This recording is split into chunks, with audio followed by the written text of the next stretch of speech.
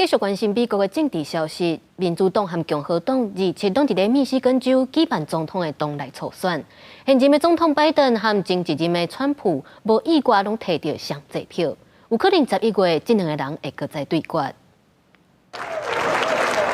美国总统拜登27日关键摇摆州的密西根州民主党总统提名初选，以超过8成的得票率大败两个党内对手，嘛有现在81岁的拜登，伫美国时间3月初516个州同时举行初选的超过8日进程，取得更加侪动力。拜登伫声明中感谢选民。Biden won the state by 3 percentage points in 2020. And Tuesday's results give an indication of his standing in the state that could once again play a significant role in whether he wins the election in November.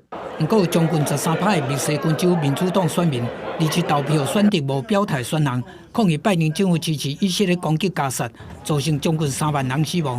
过去几个礼拜，密西根州的阿拉伯裔甲穆斯林团体表示咧鼓吹今年的初选选择无表态，要来施压拜登，要求以色列随时对加沙停战。若无者伫11月大选，因就无要支持拜登，要来支持川普。27的投票结果，互鼓吹团体不只欢喜。We are no longer in a position to beg Democrats to listen to us. Quite frankly, none of us want Trump to win, which is exactly why we're doing this.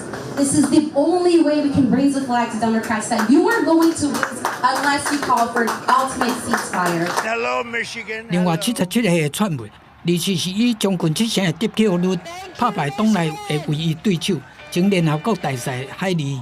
川普伫共和党2024年总统提名初选已经6连胜，不过美联社民调显示，川普支持者大部分拢是超过50岁的白人选民，而且大部分拢无读过大学，票源无够是伊的问题。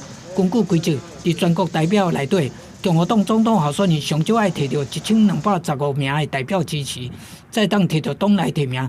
川普目前已经摕到110个，海利敢若20个。咱民主党是需要1968个代表支持。拜登已经有178个，若无意外，11月初5的白宫大战是拜登甲川普第2次大战。